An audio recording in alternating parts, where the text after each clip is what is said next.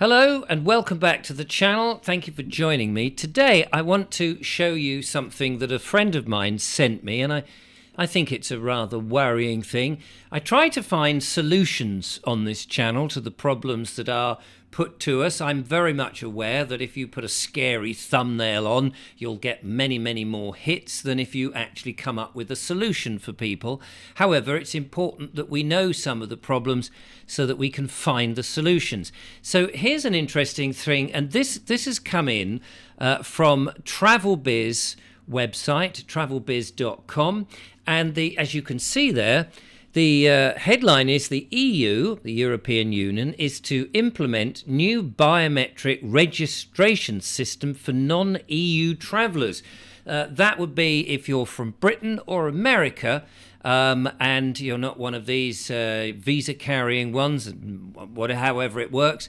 We will be required, if you're going into the EU, and many British people, of course, work in the EU, in the European Union countries, and they will be required to submit fingerprints as well as their passport scanning. Let's see what it says on this, because it is a slightly worrying thing. So the European Union is set to implement a new biometric registration system for EU travellers in early 2024. So only in a few months' time, really, 8-9 months' time probably.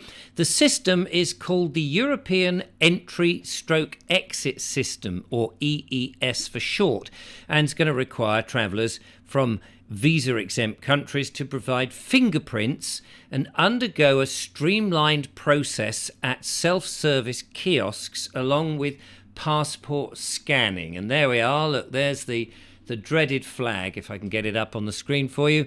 The dreaded flag of the EU. Yeah, so brace yourself for some changes.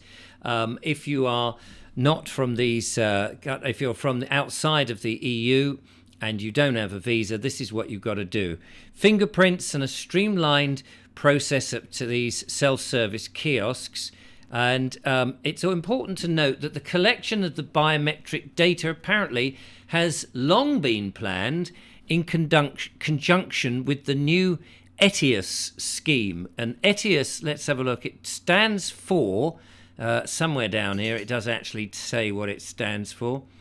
Here we go. It stands for the European Travel Information and Authorization System, and it requires travellers from visa-exempt countries such as Britain and America to obtain electronic travel authorization before their trip. So what do you make of that?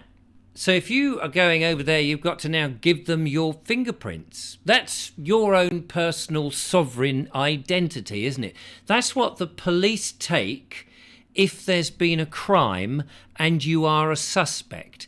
In other words, if you've been at the murder scene and they're collecting the fingerprints and then they want to actually see if your fingerprints match. So you're assumed then that they're eliminating you from the inquiry, in theory. And if you are arrested, of course, on their database, your fingerprints are captured so that they can just have a quick butchers to see if you've done anything wrong in the past. Once you've been arrested, you know, it's on the assumption that you're guilty. Now, it seems to me that we're in this very strange world where we, innocent people who should be innocent until proved guilty of anything, are now having everything turned 180 degrees, that we are suspect before we even start. So instead of just going over on a flight to France or Spain or Portugal or wherever, and you think, I'll just flash my passport to say, look, here we are. I've jumped through enough hoops to prove that I'm a British citizen, and there's my picture. Actually, that's the lovely Julia. That's me there somewhere, and this is not actually a passport for those of you hard of thinking. This is actually a coaster that somebody made that you put a cup of tea on, and it's very nice. But if that was a passport and I jumped through hoops to identify myself in this country, why is that not enough? when you're going somewhere else to say, look, here we go. That's my passport. An international document that everybody has agreed to is sufficient for me to pass the port. And I'm not talking about the fortified wine either. I'm talking about passing through into another country. Now, I completely accept that other countries can say, you know what, look at you, you bald person with glasses. We don't want you here because you're somebody that we just don't want. They've got that right to turn around somebody and say, back you go, we don't want you, just as we in this country have the same right, unless you come in on a rubber dinghy, of course, and you've crossed the channel in the cold or on a lively, bright, sunny day, of course, with the RLNI coming along to help you in, then that's fine. You don't actually need a passport or any identification, least of all fingerprints. But if you're going in a legitimate and honest and honourable way on an aeroplane and you've bought your ticket, then apparently, no, that's not sufficient anymore. You've got to have your fingerprints, which is your own sovereign identity. That why should you? And is it mandatory? Do you have to? Is this a voluntary thing? Or do you just simply say, sod you, I'm not coming into your country then. I'm not going to bother to be part of the EU and work in there and make that a better place and help you with my vast knowledge or skills or my holiday money or the revenue to help other venues, hotels and holiday resorts. I'm just not going to bother because I refuse to keep handing over what effectively is biometrics, which sounds to me very close to being something that then is digitized and becomes part of your digital ID. And when that happens, you can't help thinking that maybe this will be attached to some sort of carbon credit or social credit. Oh, wait a minute, sir, as you crossing the border, didn't you post on Facebook the other day something against the authority or against a figure in the EU? It seems that that's just come up and we've had a red light about that. Easier to track you now that you've been digitized. So perhaps we won't bother to let you in. We don't want you. You're not welcome here. Or the fact that actually now they can trace you wherever you go because they've got your fingerprints. Wherever you have a glass of wine, perhaps somebody will come up with a special cloth and wipe it down, spray it over and go, yes, we can see Mr. Vobes has had a certain glass of wine. He shouldn't have had that.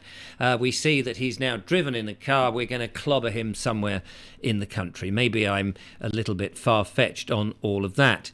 But it's interesting, isn't it? Now, curiously, as it so happens, I had an email from one of my viewers who said, I bought a ticket, went to one of the European countries, had a nice holiday or work or whatever it was, and I noticed on the ticket when I got back, I had been charged a carbon tax of £2 on the flight. They didn't tell me beforehand that I was going to be paying this £2. It just magically appeared. I've paid a carbon tax for the flight. Now, they don't know, of course they wouldn't know, whether I had spent £1 million on buying up some land and planting millions of trees, which would have offset all my travel. They don't know that, but no, lo and behold, they've charged me £2. I wonder if any other frequent flyers have looked at their tickets to see if they're paying a carbon tax and who implemented that and did they ask you? And it's the same with this strange system. Will they be asking you if you want to do it? Have they asked the people in the EU whether they want this system? It does seem to me as if at the moment these governments all over the place who are, remember, put in by the people have elected a government to administer, so they believed, the countries for them. But it seems that these administrations are saying, actually, no, we're tyrants, we're dictators, we tell you what we're going to do and you've just got to obey. Sorry about that. Did you not know when you voted us in that you are voting in tyrants? Were you unaware of that, you fools? But don't worry, you'll continue to vote, won't you? Because you'll think that you're going to get something different, but you won't. Especially in the UK, when there's only two parties really running, and there's a fag paper thinness between the two, and basically you'll have horrible world or mega horrible world, depending on who you vote for. And so, don't try voting, because you know that they're only really going to be more of the same. And we saw how one of those, the ex-health minister, has said and promised us, because it's always got to be told what's going to happen before it happens, that if we have another lockdown because there's another emergency, health emergency, don't panic, we'll lock you down even more. I'm so sorry that we didn't get it right the last time. We should have locked down more earlier, and we're going to lock down a hell of a lot more. We're going to weld you in. The Chinese had the right idea. Weld you in, and we'll put through a tiny little hatch your synthetic burger. Don't worry, we will grow them ourselves. My mate Bill is making loads and loads of them, and we'll inject them with some special new mRNA something soup that will keep you comatose, and so you'd no need to come out and protest. Has any of this been asked for? Did anyone ask for this weird integration of our rights being taken away? Here we go. In conclusion, it says on this travelbiz.com website, the implementation of the EES is a significant step forward to the EU's efforts to strengthen border security. Oh my goodness, can't they just use a bit more steel and glass to strengthen it? A few more bricks and mortar would strengthen the border? No, we need fingerprints. And improve the efficiency of the border control procedures. Yes, because it's not as if they have not enough in dignity. Can you take your shoes off? Hang on a minute, bend over. We need to sort of put our rubber gloves on and go and do what the vets do with cows. Yes, I'm a great fan of all creatures great and small, and I've seen how arms can disappear right up those dark tunnels. That seems to be what these border people love to do. And what else have we got in there? While the introduction, it says here, may initially cause some inconvenience. Of course, we know it will give inconvenience, because they love a little bit of inconvenience, because that's all about control. The long-term benefits of the system are clear. The EES will help keep the EU safe and secure. Yes, safe and effective, safe and secure. Didn't stop all those people dying, though, did it?